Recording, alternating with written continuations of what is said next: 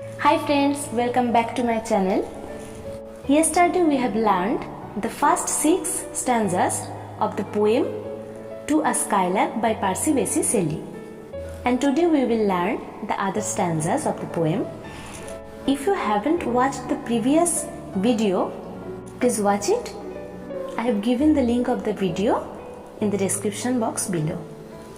So now we are going to discuss the 7th stanza of the poem. What thou art we know not, what is most like thee?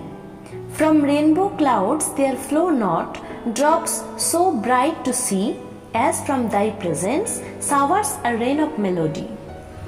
What thou art we know not.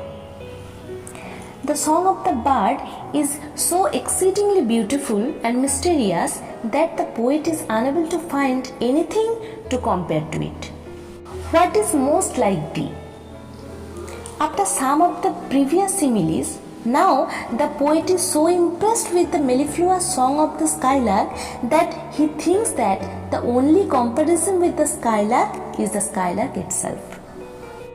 From rainbow clouds there flow not drops so bright to see, as from thy presence showers a rain of melody.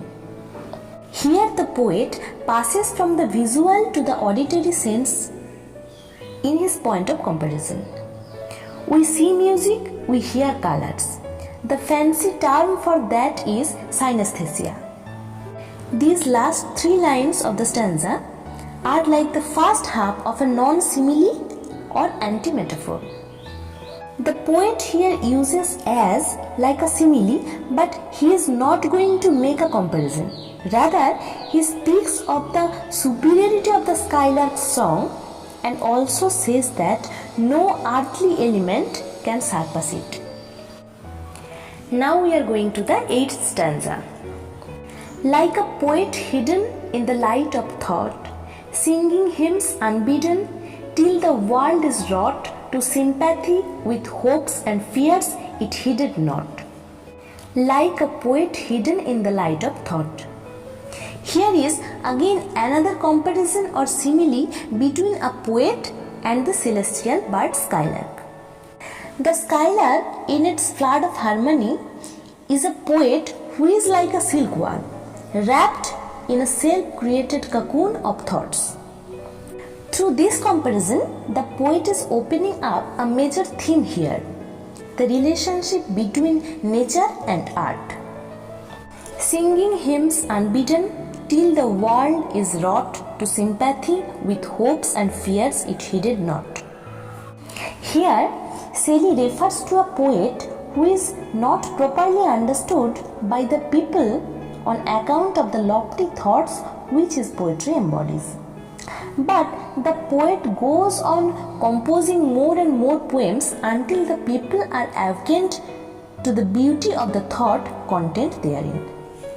Here, unbidden means uninvited or spontaneous. The world is wrought.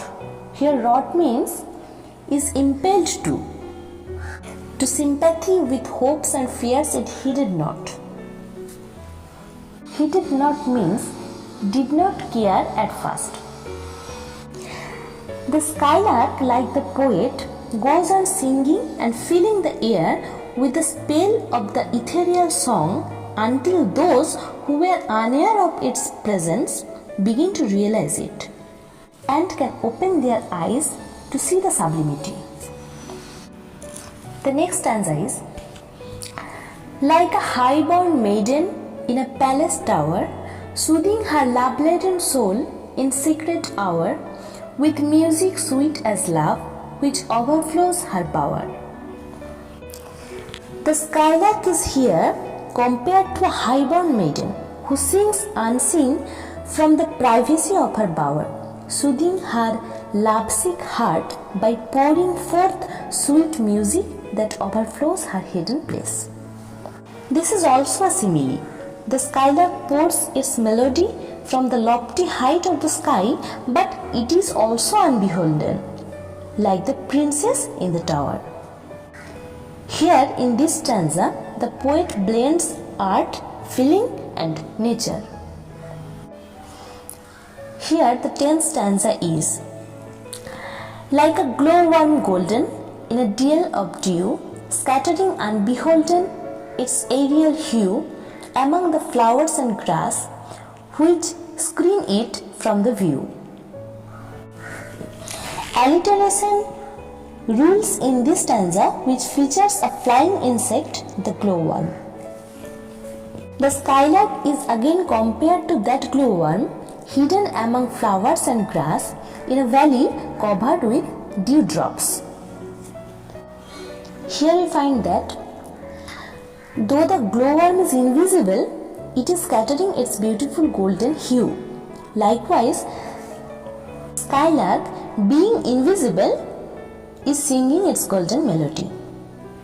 The poet is in a state of bliss, hearing the supernatural strain of the noetic spirit. So, he is giving so many comparisons again and again to his heart's content. Now we are going to the 11th stanza. Like a rose embowered in its own green leaves, by warm winds, deflowered till the scent it gives makes faint with too much sweet these heavy winged thieves. Again, here is a similar comparison between the skylark and a beautiful rose concealing itself behind its green foliage and emitting an overpowering fragrance. The rose is unseen, but it is the sweet fragrance from which the presence of the rose is felt. Similarly, as the whole atmosphere is filled with the divine music, it is felt that the bird is somewhere in the sky. By warm winds deflowered till the scent it gives makes faint with too much sweet these heavy winged thieves. The warm winds of spring robs up the perfume of the flower. The winds are heavy winged because they are unable to blow fast with the burden of the fragrance they have stolen. The next stanza is: sound of vernal showers on the twinkling grass, rain-awakened flowers, all that ever was, joyous and clear and fresh, thy music doth surpass. Here we find the comparison of the skylark song with some beautiful elements of nature. The soul-enchanting music of the skylark impressed the poet, and he feels that this song has given him the sweetest and happiest experience ever. Sound of vernal showers on the twinkling grass. There are some beautiful natural phenomena like the showers of the spring on the lovely green grass, the sweet pattering of large drops, the freshness of the flower which blossoms forth under the raindrops. Here in the third line, rain-awakened flowers is an example of personification. Flowers have been personified here as they are getting vitality from the raindrops. All that ever was, joyous and clear and fresh, thy music doth surpass. The poet feels that the skylark's song surpasses all the beautiful and soothing sounds of nature. Now we are going to the 13th stanza. Teach us, sprite or bird, what sweet thoughts are thine. I have never heard praise of love or wine that panted forth a flood of rapture so divine. The skylark's profuse strain exceeds all the natural beauty and sounds. The poet does every possible comparison, and nothing can surpass the blissful ethereal melody of the skylark. Teach us, sprite or bird, what sweet thoughts are thine, I have never heard.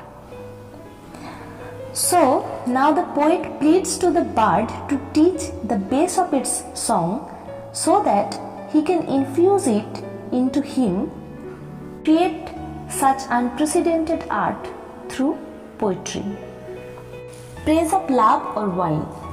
The poet might have referred to the love lyrics of Sappho, the famous Greek poetess, who lives in the 6th century BC, and to the songs of Anacreon, famous Greek lyric poet of the 5th century BC, who sang chiefly the praises of love and wine, that panted forth a flood of rapture so divine.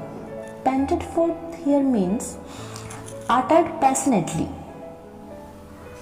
The short summary of this stanza is, according to the poet, the songs which are engendered by the thoughts of love and wine and which are very sweet are also surpassed by the celestial song of the skylark. So today we have learned 7th to 13th stanza of the poem. Thank you.